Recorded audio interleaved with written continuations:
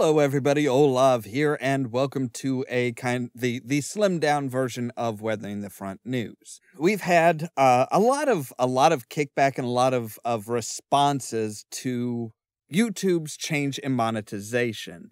And there's a few things that need to really kind of be talked about. A lot of people think that it's just about monetization. It's just about the fact that you can't earn money. Small channels can't earn money anymore. They weren't earning much to begin with, so yada, yada, yada. But there's a lot more to it. It's hard to keep going with something when YouTube has allowed you to monetize. They take it away, you earn it back, and then they take it away again. The next big controversy or the next big scare for their advertisers that's mostly their fault is just going to result in smaller and more channels being demonetized, having that achievement taken away from them.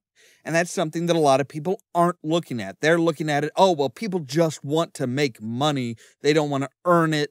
They don't. You know, if you're going to stop because you're demonetized, well, you shouldn't have started in the start. It's not about just being able to make money. It's about YouTube changing the rules and saying, hey, congratulations, you made it. And then say, no, you didn't because we moved the bar again. And then saying, hey, congratulations, you made the new bar. And then saying, by the way, we're moving the bar again. I actually have a friend who had their monetization taken away because they had 9,000 views on September 20th, 2017. Didn't meet the 10,000 lifetime views, therefore monetization was taken away. Another 1,000 lifetime views, and they got their monetization back. On February 20th, they're going to have their monetization taken away yet again because YouTube changed the rules. I agree 100% that anybody that is very determined about this should keep going. This should be a project of passion. If you're not passionate about it, you're not going to make good videos. If you don't make good videos, you're just, there's no chance. But at the same time, exposure is a huge thing. You could be making the greatest videos ever if YouTube doesn't share them with people. You know, it's kind of, you're kind of screwed. And they've denied it before, but it's pretty obvious that anything that is monetized that is going to make YouTube money gets preferential treatment as far as being suggested, as far as being shown to people to say, hey, go here and watch this next. Now, some big YouTubers like Philip DeFranco and Boogie2988 have made videos where they say, hey, you know, it sucks. It really does. Here's some things that you can do to improve your money-making possibilities, to diversify where your money comes from, and to try and make it a bit better. And I am very grateful that those two guys actually did that and said, hey, no, there's not much you can do about it. There's not much anybody can do about it, but it's not the end of the world. Here's different options that are available to you. Now, on the flip side, you have people like IHE, I Hate Everything, that says that they didn't care about making money through their YouTube channels or their YouTube videos until they were well past 1,000 subscribers and 4,000 hours of watch time. This is actually a very smart idea by YouTube. These are the kinds of changes he likes to see. Now, that 4,000 hours of watch time has to be in 1 year. So you have to have half a year's worth of watch time over the course of 12 months. Now, he does continue on to say to everyone who's disagreeing, I had a job when I first started, so that was my reliable source of income. I used to buy equipment while I could work on my passion. It took a long time for the money to even be remotely worth the energy I was putting in. Again, it's not just about that. You didn't achieve the monetization and then have it taken away again. Except for they kind of did. They made a video on September 1st, 2016, talking about the demonetization. How YouTube was saying, hey, you know, if you curse, if you have a hateful video or something like that, you could be demonetized. And they bitched about it. Now, this is kind of telling because, oh, well, if YouTube makes a change like this that doesn't affect them negatively, it's okay. It's a smart idea. this actually affects them positively because the number of ads, they get a greater share of the number of ads that YouTube has available. Meanwhile, the demonetization of some of their videos was a negative enforcement. So basically, there are a lot of big-time YouTubers that are saying, hey, if it affects us negatively, we're going to bitch about it. We're going to get everybody passionate about disliking this and telling YouTube that it's a bad idea. If they profit from the change, if it affects them positively, then they're going to sit there and say, you know what? This is a good idea. This is smart. YouTube is a genius. If you want another example, let's take a look at Keemstar. One of his posts from January 17th, if you can't get 1,000 subscribers and 4,000 hours of watch time in a year, then do you really believe you should make money from YouTube? I see so many people upset, but let's be real. If YouTube is your job and you expect to get paid but can't get 1,000 subs, you suck at your job. Now, let's take a step back to November 19th of 2017. New drama alert in 5 minutes. Unless they demonetize me, then I have to wait till it turns green to make it public. Now let's apply his logic to things, shall we? If your video was good, if you were good at your job, if you followed the rules, your video would not have been demonetized and you wouldn't have to wait for the little green icon. Another one, demonetized again today and views are 30% lower. Coincidence? I think not, Team YouTube. Okay, so now you're saying, you're pointing out that if a video isn't monetized, it's going to be so much harder for you to get views because they're going to favor monetized videos. Gee, so achieving that in the YouTube of today is very, very difficult. It is more difficult, actually, because of the simple fact that they will favor anything that is monetized. Another tweet, this one from November 10th of 2017. Third video in a row demonetized. Now I need to sit and wait for it to go green before I make it public. I run a news channel. Waiting to put out content is unpractical for me. If you were good at your job, if you were good at running a news channel, you wouldn't worry about being demonetized. Making money shouldn't be all that it's about. It should be a project of passion, right? So 3 videos demonetized shouldn't make a huge difference to you, right? Well, that applies for him, but for anybody else, no. The rules are completely different. His logic is completely different with him versus anybody else.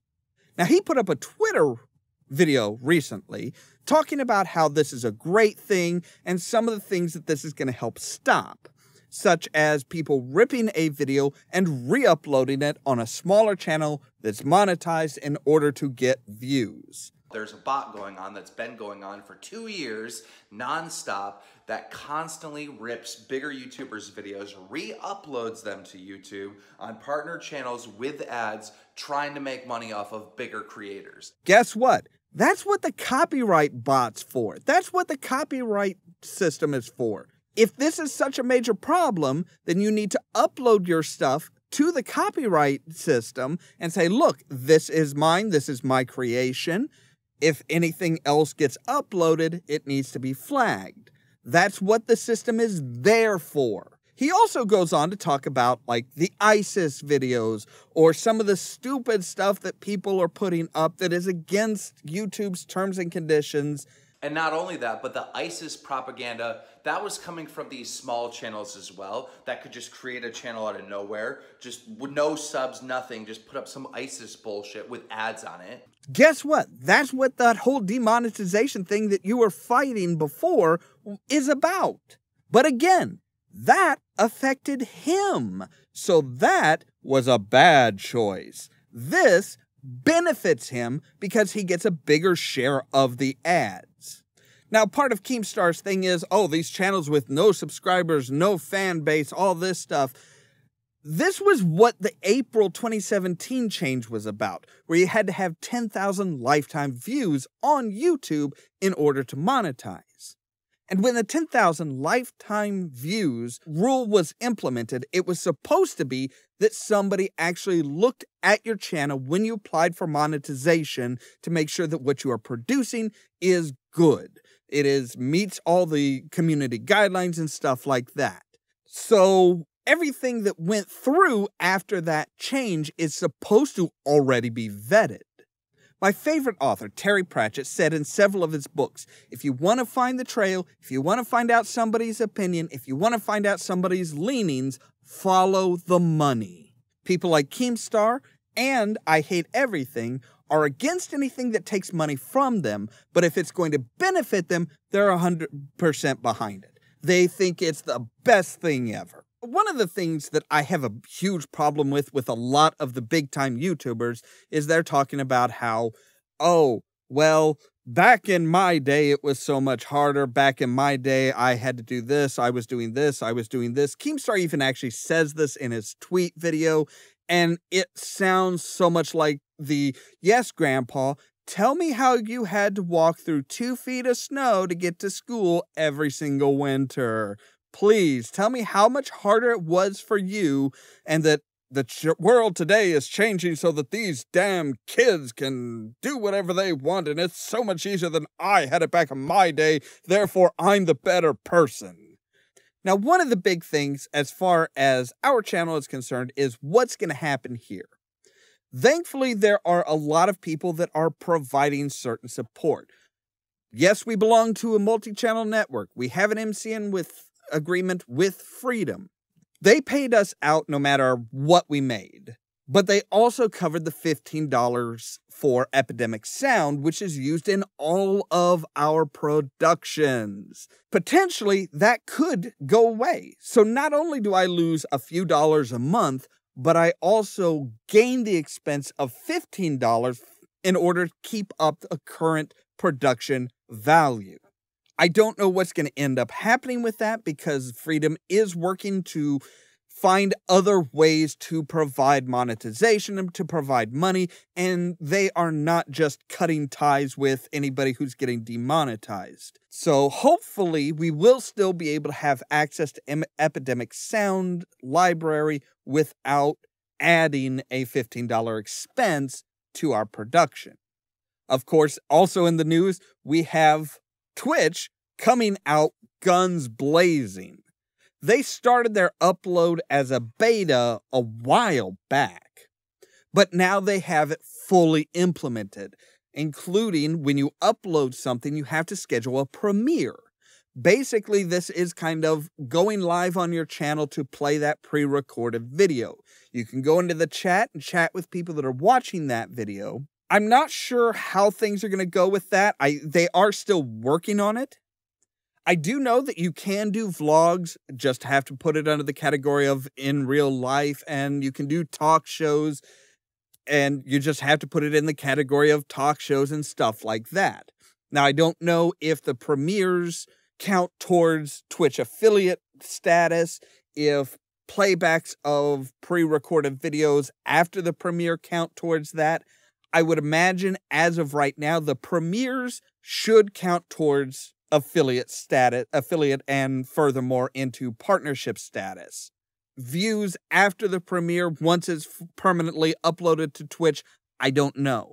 It may take some time for them to decide, well, what kind of requirements are we looking at for that particular style of video on our site. Now, I have already scheduled our first premiere on Twitch. This is actually the first episode of Day of the Tentacle. So it's a short video. It's like a 15-minute video. That's what a lot of the videos that we have on YouTube are right now. I'm planning on keeping going with doing basically migrating some videos from YouTube to Twitch using that feature. Depending on how things go, we'll play it out for a month and see how it goes. If Twitch winds up offering us affiliate status and YouTube doesn't change anything, we may make a full migration from YouTube to Twitch. They have really kind of stepped up and said, hey, we're going to take advantage of YouTube's fumble to actually become a full-on competitor. And they actually had a really beautiful quote in their announcement.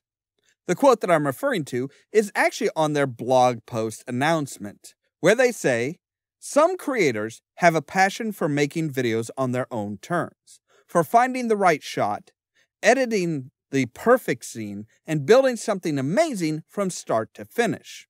When time comes to share it with the world, feeling like success is in hands other than their own can be discouraging. We're not cool with that." That quote right there is just amazing. And that is, hey, YouTube's trying to say, you had reached what we determined was success, and then we took it away. You earned it back. We took it away again. Now it's the bar is set much, much higher. And Twitch is really kind of saying, you know, that's really not cool. We don't like that. We don't want to be like that. So we're going to offer you an alternative. So what do you think about the responses to YouTube's announcement? Do you think they're fair, or is it really kind of telling that these people are all about, well, what benefits me and the hell with everybody else? Also, were you one of the people that was affected? Did you have your monetization taken away, or were you still approaching their 10,000 lifetime views and hadn't achieved monetization, so it really doesn't change a whole lot for you? I would love to know what you think about it. So please leave a comment down below, send us a tweet, or a post on our Facebook page, and let's talk about this. As always, thank you guys very much for watching, and I will see you on the next video. Cheerio!